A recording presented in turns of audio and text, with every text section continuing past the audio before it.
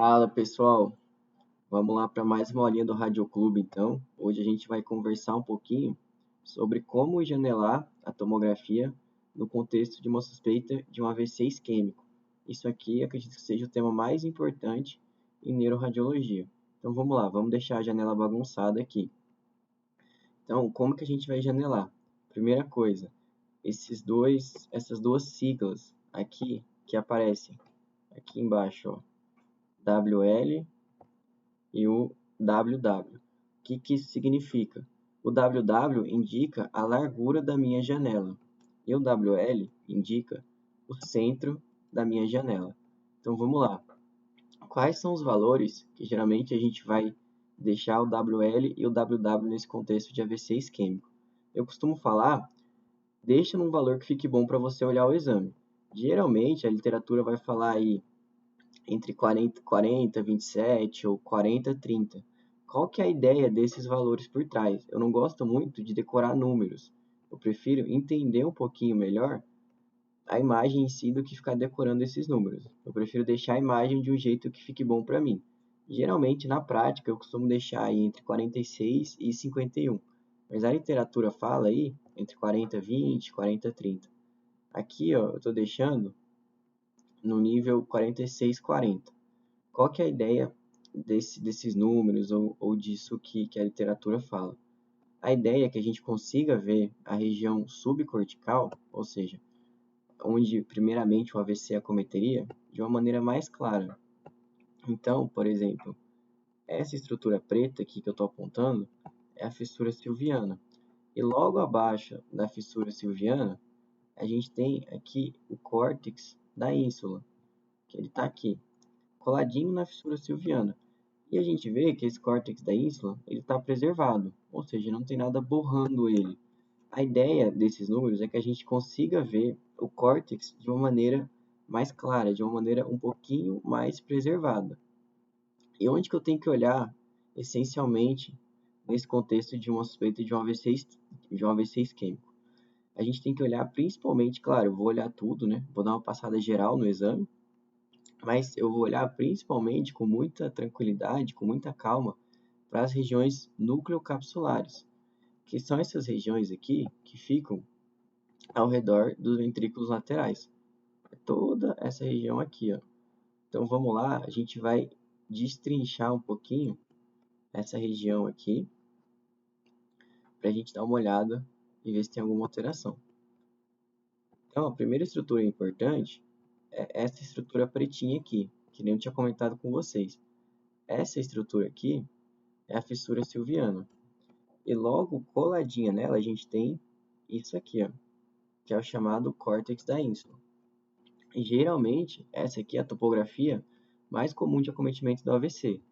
Exatamente aqui, que é para onde drena a artéria cerebral média. Então, sempre olhar com muita calma para essa região aqui, ó, do córtex da ínsula, para a gente ver se ele não está borrado, se ele não tem nada de diferente, se ele não tem uma indistinção branco-cinzenta, que a gente vai conversar mais para frente, se está tudo normal. Mas vamos aproveitar a aula e vamos dar uma revisada na anatomia dessa região núcleo capsular. Essa estrutura aqui, que fica bem coladinha no ventrículo lateral, é a cabeça do núcleo caudado. Aqui a gente vai ter o tálamo. E aí, lá embaixo, a gente vai ter, mais colado aqui junto ao corno posterior do ventrículo lateral, a cauda do núcleo caudado. Essas são as três primeiras estruturas que a gente vai observar. As duas primeiras, né? O núcleo caudado, a cabeça e a cauda, e o tálamo. Aí a gente tem essa estrutura aqui, ó. A gente vê que ela desenha, ela vem daqui como se fosse um pedaço de um triângulo. Ela não chega a formar o triângulo inteiro, mas ela vem aqui para frente, tem uma parte mais central e depois ela vem aqui para trás.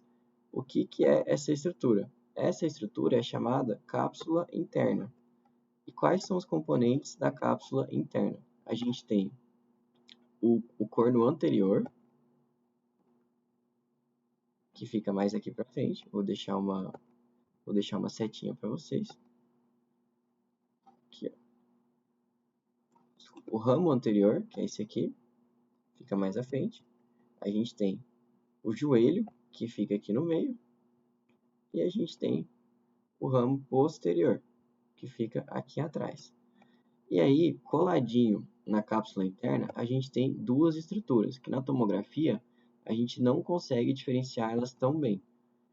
Mas a gente vê que são essas duas estruturas aqui, ó, que é o chamado globo pálido e o núcleo caudado. Qual que é a importância dessas estruturas? Elas ficam exatamente aqui, ó, junto da cápsula interna, um pouquinho mais laterais da cápsula interna. Essas estruturas juntas, elas formam o chamado núcleo lentiforme. Então, essa é uma região anatômica importante. E agora, um pouquinho mais para fora, ó, a gente vê que tem mais uma linhazinha aqui, ó, bem sutil, mais lateral ainda ao núcleo lentiforme. Essa é a chamada cápsula externa. E aqui a gente vai delimitar tudo isso, a gente chama na tomografia. Como vocês podem ver, a gente não tem uma resolução tão boa quanto a ressonância, principalmente a sequência ponderada em T1, que é muito anatômica, para distinguir todas essas estruturas com tanta clareza. A gente vai ter uma aula de ressonância que a gente vai conseguir ver essa região de uma maneira mais clara, essa anatomia. Então, tudo isso aqui, a gente dá o nome de região núcleo capsular. Então, se a gente tem um AVC, por exemplo, que acomete essa região, a gente pode falar que ele está na região núcleo capsular esquerda ou região núcleo capsular direita. Se você quiser ser mais específico, você pode até tentar falar, por exemplo, que o AVC está no globo pálido esquerdo ou no putame esquerdo, enfim. Mas isso é um pouquinho mais difícil na tomografia. Geralmente a gente costuma chamar tudo de região núcleo capsular. Então, quais são qual é o achado mais importante, qual é o ensinamento mais importante dessa aula? A gente sempre olhar muito bem para essa região aqui subcortical, ou seja, para a gente ver essa preservação da região subcortical. A gente vê que eu consigo definir bem o córtex da ínsula. Eu consigo ver ele branquinho aqui, ó. Eu não tenho nenhuma indistinção branco ou cinzenta nessa região. Então, lembrando, como que a substância branca e a substância cinzenta aparecem na tomografia? A substância cinzenta, ela é mais periférica. Ela é composta mais de corpos celulares de neurônio.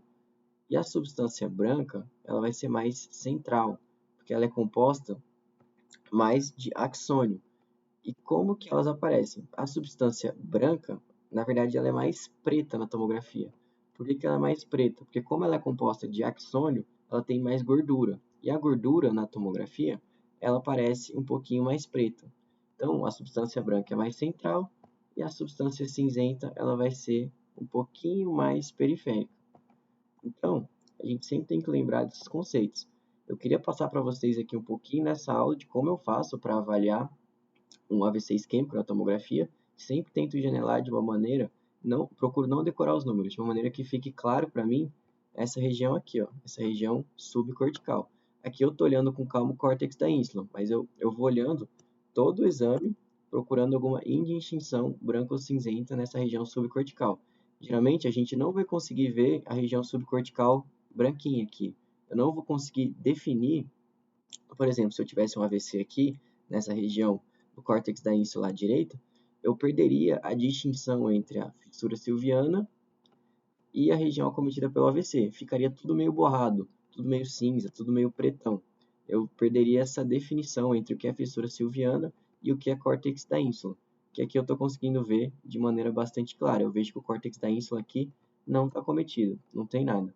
Nesse caso, não era queixa, não era um exame para ver AVC especificamente. A gente vai pegar alguns casos de AVC para passar aqui com vocês, mas eu queria inicialmente que vocês tivessem esse conceito de como eu faço para janelar numa tomografia de crânio. Então vamos lá, revisão final. Aqui a gente vai deixar numa janela de crânio padrão. Ó, se vocês perceberem, até na janela de crânio padrão, eu consigo ter uma noção aqui que não tem nenhum AVC. Por exemplo, aqui ó, a gente vê bem o córtex da ínsula. Ele está aqui, ó. Mas se eu estourar, se eu janelar na famosa difusão de pobre, entre aspas, eu consigo ter mais certeza ainda que não tem nenhum AVC, ó. Ó, aqui, ó, eu estou deixando melhor janelado ainda. Eu vejo aqui que está tudo bem, ó. Eu tenho mais certeza ainda que esse córtex não está borrado.